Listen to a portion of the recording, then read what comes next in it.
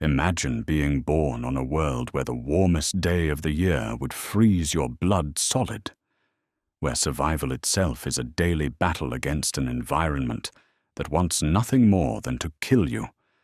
Now imagine that this hellish ice world produces some of the finest soldiers humanity has ever known. Warriors who can fight in conditions that would kill most men in minutes, who treat frostbite like a minor inconvenience, and who bring the cold fury of their homeworld to every battlefield they walk. These are the Valhallan Ice Warriors, and their story is one of endurance, sacrifice, and the kind of grim determination that only comes from growing up in a frozen hell. To understand the Valhallans, you must first understand their homeworld. Valhalla wasn't always a death world of ice and snow. Once, it was a productive agricultural world with a temperate climate. Then, disaster struck.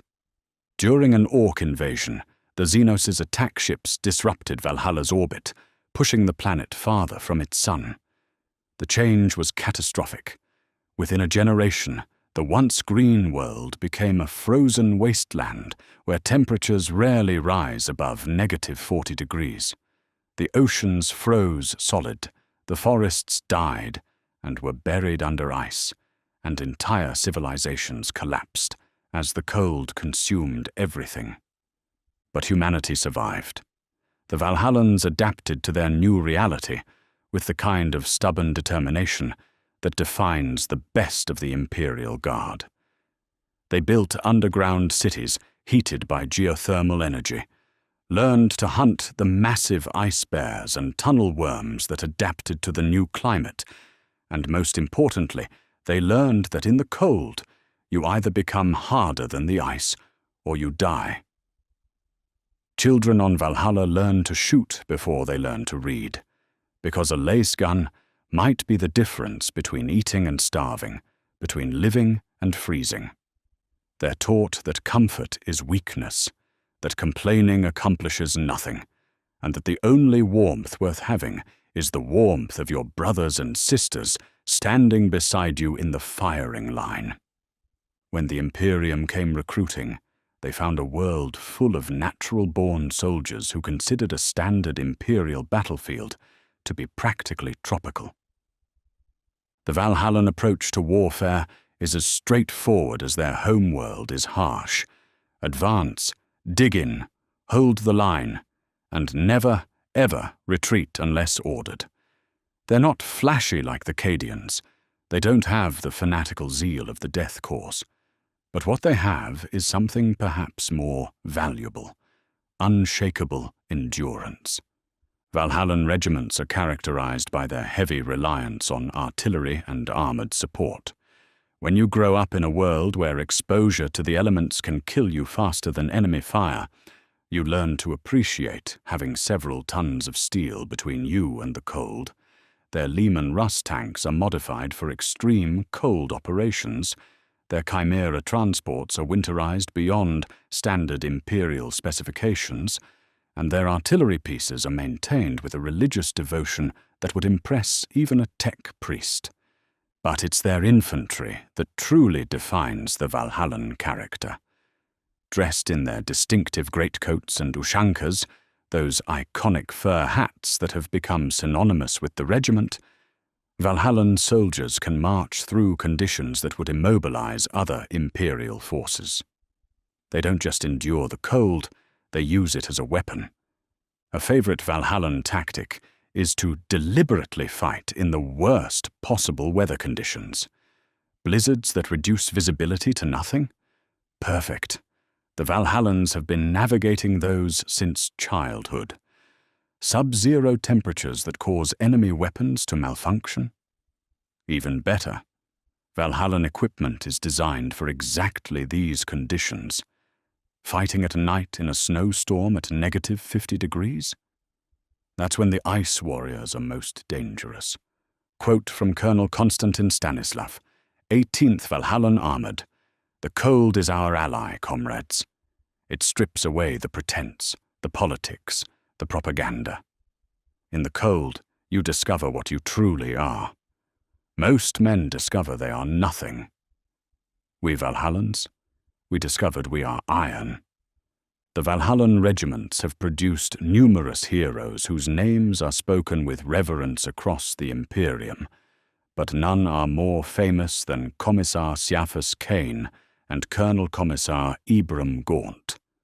If you believe his own private writings, and that's a significant if, Ciaphas Cain is a fraud and a coward who has spent his entire career trying to avoid danger while accidentally becoming one of the most decorated heroes in Imperial history. Attached to multiple Valhallan regiments throughout his career, Cain's relationship with the Ice Warriors is complicated. The Valhallans see him as a brilliant tactician and inspirational leader.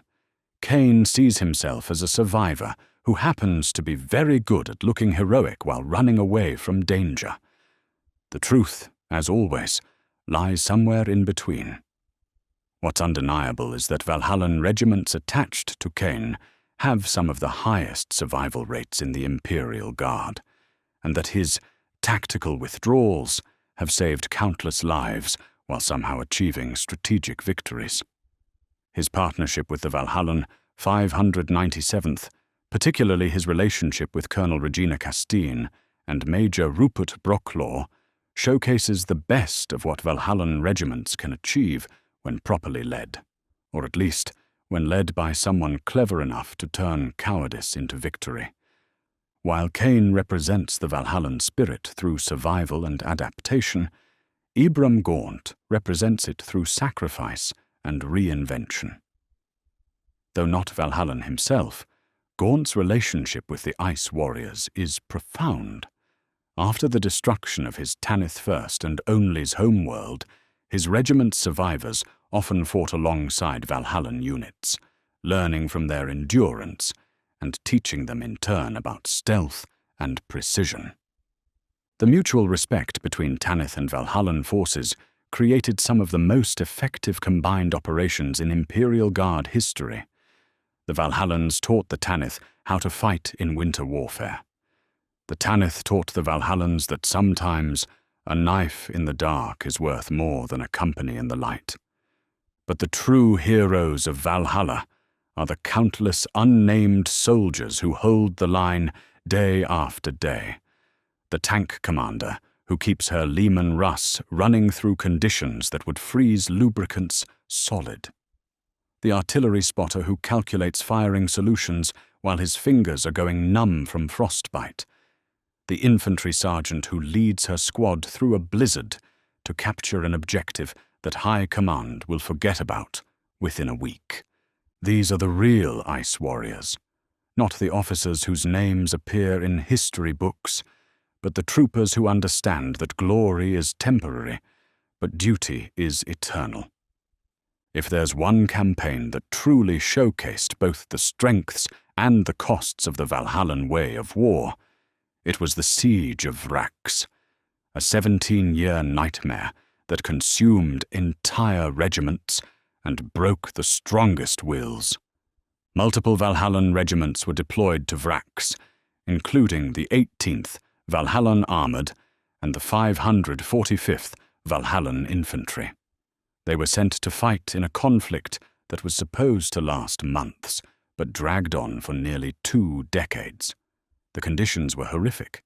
Constant artillery bombardment, trench warfare that made the worst of ancient terror look merciful, and an enemy that included not just traitor guard, but also Chaos Space Marines and demon engines. The Valhallans did what they always do. They dug in, they held the line, and they died by the thousands doing it. Their armored columns were ground down in brutal attritional warfare. Their infantry regiments were reduced to skeletons of their former strength. But they never broke. The Siege of Vraks revealed something important about the Valhallan character. They're not superhuman, they're not fearless, and they don't have the fanatical death wish of some other regiments. What they have is the simple, terrible knowledge that someone has to hold the line, and if they don't do it, who will? When the siege finally ended, The surviving Valhallans were shadows of their former selves. Entire regiments had been wiped out.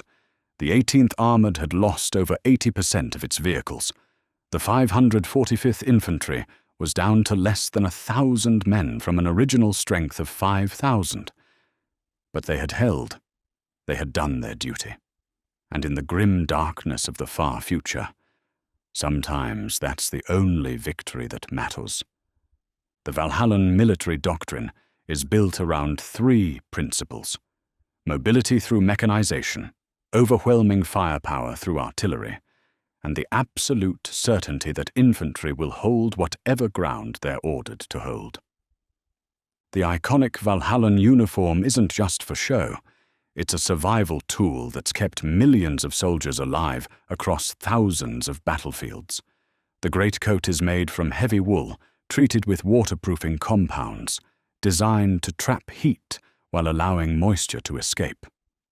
The ushanka, that distinctive fur hat, protects against frostbite, while the ear flaps can be tied up or down, depending on conditions. Valhallan soldiers often personalize their equipment with small touches: a regimental badge, a prayer scroll, a photo of home frozen in a transparent case. These small, humanizing details remind observers that beneath all that winter gear, these are people who miss warmth and comfort, just like anyone else. Every piece of Valhallan equipment is modified for cold weather operations. Their lasguns have enhanced heating elements to prevent power pack freezing. Their vehicles use special lubricants that remain fluid at temperatures that would solidify standard oils. Their artillery pieces have de-icing systems built into the firing mechanisms. This attention to detail extends to small things most regiments never consider. Valhallan soldiers carry hand warmers powered by small chemical reactions. Their rations are designed to be eaten frozen if necessary. Even their boots have multiple layers of insulation and heating elements powered by the same cells that run their Vox beads. Valhallan armored formations are built around the Leman Russ battle tank, but their version is heavily modified. Extra armor plating to protect against cold-induced metal fatigue. Enhanced engine systems that can function in extreme temperatures. Additional storage for cold weather survival gear. And most distinctively, many Valhallan tanks are painted in winter camouflage patterns of white, grey, and pale blue. Valhallan tank crews are known for their almost supernatural ability to keep their vehicles running in impossible conditions. There are stories of Valhallan Leman Russ tanks that have been in continuous operation for decades, maintained by crews who treat their vehicles like family members. Here's the thing about the Valhallan Ice Warriors that nobody likes to talk about. Their greatest strength is also their greatest tragedy. They endure. They survive. They hold the line. But endurance has a cost that's measured not in casualties, but in what it does to the soul.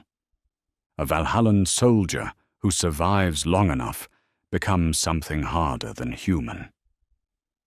They lose the ability to feel cold, not because they're immune to it, but because they've learned to ignore signals from their body that scream, "You're dying." They develop a 1,000-yard stare that comes from watching friends freeze to death in trenches. They laugh at jokes that aren't funny because laughter is proof they're still alive. The Imperium points to the Valhallans as proof that humanity can adapt to anything, survive anything, endure anything. And they're right, but they never ask what it costs to become the kind of person who can endure anything. They never count the price paid in nightmares, in emotional deadness, in the slow erosion of everything soft and human, until all that's left is iron determination and the knowledge that giving up is not an option. The Valhallan Ice Warriors prove that humans can survive in hell. But survival and living are not the same thing.